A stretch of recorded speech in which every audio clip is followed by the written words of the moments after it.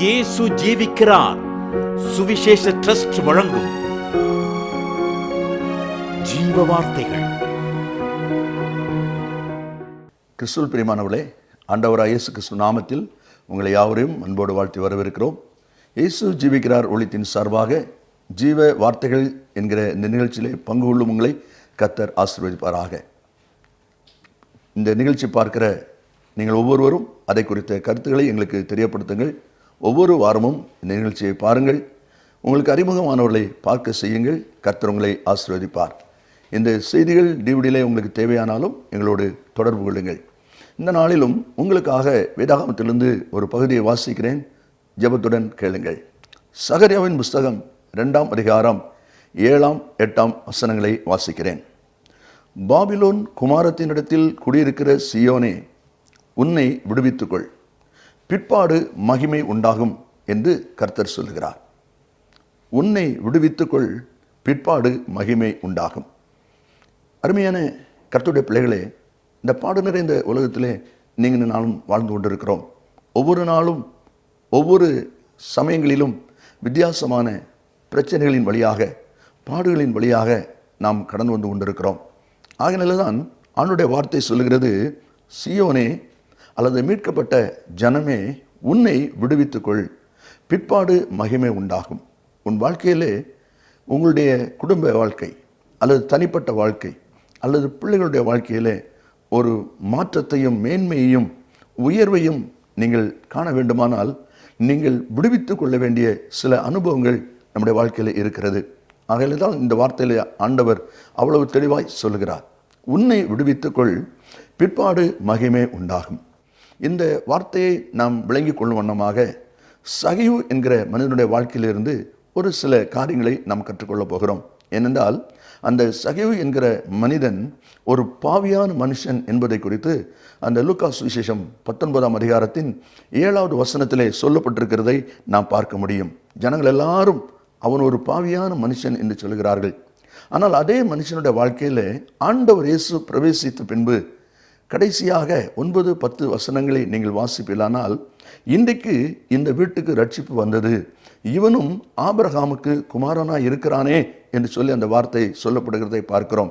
பாருங்கள், பாவியா இருந்த ஒரு மனுஷன் ஆண்டுடைய வார்த்தையின்படி தன்னை அர்ப்பணித்து வந்தபோது அவனுடைய வாழ்க்கையில் ஒரு மகிமையான எதிர்காலம் உண்டாயிருப்பதை நாம் இங்கே காண்கிறோம்.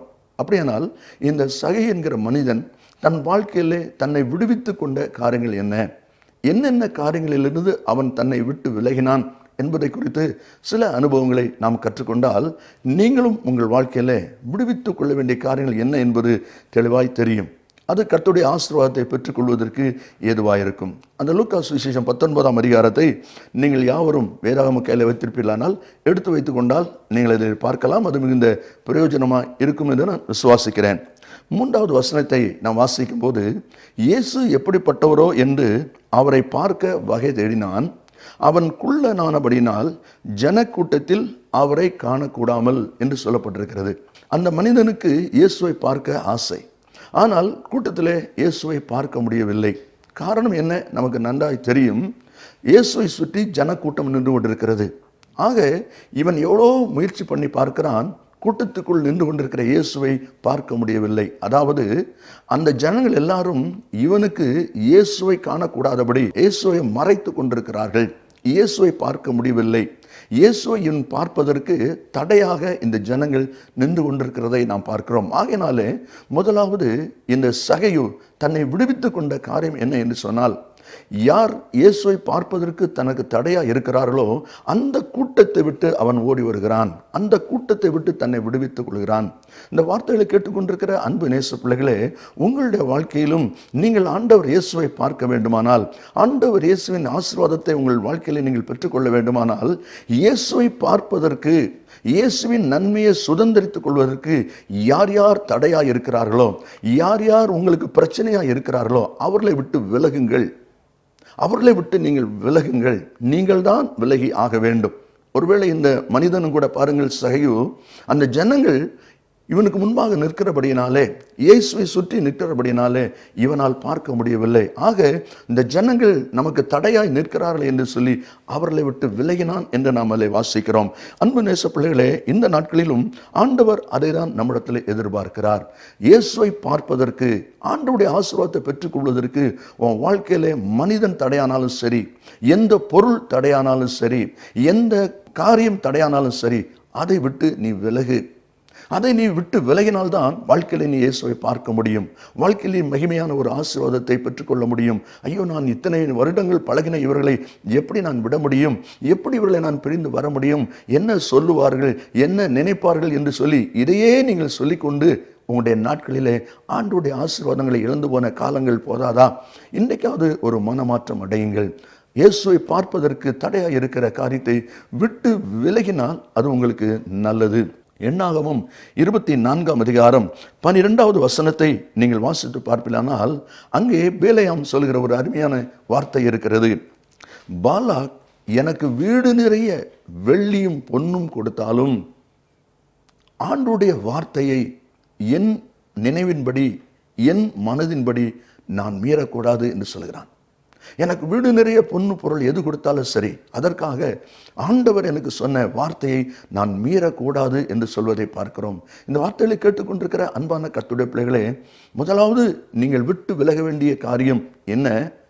உங்களுக்கு இயேசுவை பார்க்க, அவருடைய ஆசீர்வாதத்தை பெற்றுக்கொள்ள தடையாக இருக்கிற நபர் விட்டு விலகுங்கள். தடையாக இருக்கிற காரியம் அதை விட்டு விலகுங்கள். அதுதான் முதலாவது. இரண்டாவது, இந்த சகவி என்ன செய்கிறான் பாருங்கள். அவன் குள்ளன் என்று சொல்லப்பட்டிருக்கிறது நாம் பார்க்கிறோம். ஆகையினாலே அவன் சற்று முன்னாக, இயேசு வருகிற பாதையிலே சற்று முன்னாக ஓடி அவன் என்ன செய்கிறான்? 4ஆம் வசனத்திலே, அவர் இயேசு போகும் வழியில் முன்னாக ஓடி அவரை பார்க்கும்படி ஒரு காட்டுத்தீ மரத்தில் ஏறினான் என்று சொல்லப்பட்டிருக்கிறது. அப்படியானால் இரண்டாவது அவன் விட்ட காரியம் என்ன? இந்த பூமியை விட்டு அவன் தன் கால்கள், தன் சரீரத்தை மரத்திலே ஏற்றுகிறான். அதாவது இந்த பூமியை அவன் விடுகிறான், அது உலகத்தை விடுகிறான் என்று சொல்லி அர்த்தம். ஆவிக்குரிய வெற்றி வாழ்க்கை செய்ய வேண்டிய பிள்ளைகள், ஆவிக்குரிய ஜெயமான மகிமையான ஆசீர்வாதத்தை பெற்றுக்கொள்ள வேண்டிய தேவனுடைய பிள்ளைகள் வாழ்க்கையிலே உலகத்தை விட்டுவிட வேண்டியவர்களாக இருக்கிறோம். என்றைக்கு ஒரு மனுஷன் இந்த உலகத்தையும் இந்த உலகத்தின் காரியங்களை விட்டு விலகுகிறானோ அன்றைக்கு அவன் தேவனுக்குரியவனாய் மாறுகிறான். ஆக உன்னை விடுவித்து கொண்டால் உனக்கு மகிமை உண்டாகும் என்று சொல்லி தேவனுடைய வார்த்தை நான் வாசிக்க கேட்டோமே, அதே போல சகையும் இந்த பூமியை விட்டு தன்னை விடுவித்துக் கொள்கிறான். 119ஆம் சங்கீதம் 25வது வசனத்தை நீங்கள் வாசிப்பிலானால் அங்கே சங்கீதக்காரன் அருமையான ஒரு வார்த்தை சொல்லியிருப்பதை நாம் பார்க்க முடியும்.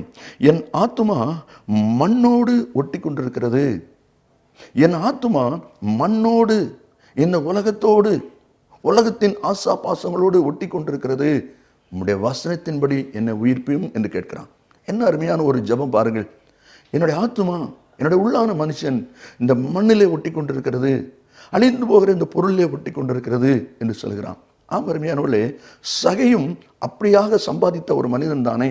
அதனால தான் அவனும் கூட அந்த பூமியை விட்டு தன் கால்களை மேலே எடுக்கிறான், இந்த உலகத்தை விட்டு வருகிறான் என்று சொல்லி பார்க்கிறோம். இந்த வார்த்தைகளை கேட்டுக்கொண்டிருக்கிற அன்பு நேச பிள்ளைகளாகிய நீங்களும் ஒருவேளை இந்த உலகத்தில் நாம் வாழ்ந்து கொண்டிருக்கிறதுனாலே உலகத்தின் சில ஐஸ்வர்யங்கள், சில ஆசீர்வாதங்கள் நமக்கு தேவைதான். ஆனால் அதுதான் வாழ்க்கை அல்ல. இயேசுவை பார்ப்பதற்கு அது தடையாக இருக்குமானால் அதையும் நீங்கள் விட்டு விலக வேண்டும் என்பதுதான் தேவனுடைய வார்த்தை. இயேசுவை பார்ப்பதற்காக சகையு காட்டுத்தி மரத்தில் ஏறினான் என்று சொன்னால் இந்த பூமியை விட்டு அவன் மேலே வருகிறான், பூமியை விடுகிறான். காரணம், ஆத்துமா மண்ணோடு ஒட்டி கொண்டிருக்கிறது. அது மாத்திரமல்ல, யோவான் தன்னுடைய 1வது நிருபத்திலே 2ஆம் அதிகாரம் 15ஆம் வசனத்திலே விதமாய் எழுதுகிறார், உலகத்தில் உள்ளவைகளிலும் அன்பு கூறாதிருங்கள். அப்படி உலகத்தில் உள்ளவைகளிலே அன்பு கூறுகிற மனிதனிடத்திலே பிதாவின் அன்பு, தேவனுடைய அன்பு இல்லை என்று சொல்லி வேதம் சொல்லுகிறதை நாம் அங்கே பார்க்கிறோம். அப்படினால இரண்டாவது, சகையு இந்த பூமியை விட்டு விலகுகிறான். தேவனுடைய பிள்ளைகளாய் நாமும் மகிமையான ஆசீர்வாதங்களை நம்முடைய வாழ்க்கையில் நாம் பெற்றுக்கொள்வதற்கு இந்த உலகத்தையும் உலகத்தின் ஆசா பாசங்கள் இச்சைகளையும் விட்டு நாம் விலக வேண்டும் என்பது தேவனுடைய விருப்பமாயிருக்கிறது. இனி 3வது அவன் விட்டு விலகின காரியம் என்ன என்று சொல்லி பார்ப்பிலானால், ஆண்டவர் இயேசு மரத்தில் அவன் இருப்பதை அறிந்து மரத்தின் பக்கத்தில் வந்த உடனே அவனை பார்த்து சொல்லுகிறார், சகைவே சீக்கிரமா நீ இறங்கி வா, நான் உன் வீட்டில் வந்து தங்க வேண்டும் என்று சொல்லுகிறார். கவனிங்கள், 3வது 6வது வசனத்திலே சொல்லப்பட்டிருக்கிறது, அவன் சீக்கிரமாய் இறங்கி சந்தோஷத்தோடு அவரை அழைத்து கொண்டு போனான். சீக்கிரமாக இறங்கினான், மரத்திலிருந்து இறங்குகிறான். அப்படியானால் 3வது அவன் மரத்தை விட்டான் என்று சொல்லி பார்க்கிறோம். இந்த மரத்தை விடுவது என்பது என்ன என்பதை நாம் அறிந்து கொள்ள வேண்டும். அவன் தரையில் இருக்கிறவரை, பூமியில் இருக்கிறவரை இயேசுவை பார்க்கவே முடியவில்லை. ஆனால் மரத்தில் ஏறின பின்பு அவனால் இயேசுவை பார்க்க முடிந்தது. அப்படியானால் சிறிது நன்மை கிடைத்திருக்கிறது. அந்த நன்மையையும் அவன் விட்டால்தான் இயேசுவை வீட்டுக்கு கொண்டு போக முடியும். மரத்திலிருந்து இயேசுவை பார்க்கலாம், ஆனால் இறங்கினால்தான் இயேசு வீட்டுக்கு வருவார். ஏனென்றால் அவரே சொல்லியிருக்கிறார், நான் உன் வீட்டுக்கு வருகிறேன். இல்லை, எனக்கு இயேசு தெரிகிறார், இயேசுவை நான் பார்த்து கொண்டிருக்கிறேன், எனக்கு இது போதும் என்று சொல்லி கொண்டிருப்பானால் இயேசு வீட்டுக்கு வர முடியாது. யோசித்து பாருங்கள், இயேசுவை மரத்திலிருந்து அவன் பார்ப்பதற்கும் இயேசு தன் வீட்டுக்கு வருவதற்கும் எவ்வளவு பெரிய மாற்றம் இருக்கிறது. ஆக இயேசு வீட்டுக்கு வர வேண்டுமானால் அவன் மரத்தை விட்டு இறங்கி ஆக வேண்டும். சில நன்மைகளையும் நீங்கள் இலக்கு கொடுக்க வேண்டும், விட்டு விலக வேண்டும். அப்பொழுதுதான் இயேசு உங்கள் வாழ்க்கையில் வருவார், உங்கள் உள்ளத்திலே வருவார், உங்கள் இல்லத்திலே வருவார். அதைத்தான் இந்த வேதவசனம் சொல்வதை நாம் அங்கே பார்க்கிறோம். 1 ராஜாக்கள் 3ஆம் அதிகாரம் 26வது வசனத்தில் நாம் வாசிக்கும் போது, சாலமோன் ராஜாவுடைய நாட்களிலே 2 ஸ்திரீகள் ஒரு பிள்ளை கொண்டு வந்து என்னுடைய பிள்ளை என்று வாக்குவாதம் பண்ணி கொண்டிருக்கிறார்கள். ராஜா மந்திரி கூப்பிட்டு ஒரு பட்டயத்தை கொண்டு வா, குழந்தையை 2ஆக வெட்டி ஆளுக்கு பாதி கொடு என்று சொல்லிவிட்டார். இப்பொழுது அந்த வசனத்திலே சொல்லப்பட்டிருக்கிறது, உயிரோடு இருக்கிற பிள்ளையின் தாய் தன் பிள்ளைக்காக அவள் குடல் துடித்ததினால், ஐயோ என் ஆண்டவனே, அந்த பிள்ளை கொல்ல வேண்டாம், அதை அவளுக்கே கொடுத்து விடும் என்று சொன்னாள். ஏன் அவளுக்கு கொடுக்க வேண்டும் என்று சொல்லுகிறார்? ராஜா பிள்ளையை வெட்ட சொல்லிவிட்டார். இனியும் என் பிள்ளை எனக்கு வேணும்னு சொல்லி நான் போராடி கொண்டிருந்தால் பிள்ளை செத்து போகும். பிள்ளை என்னிடத்தில் இல்லாவிட்டாலும் பரவாயில்லை, அவளிடத்திலேயாவது உயிரோடு இருக்கட்டும்.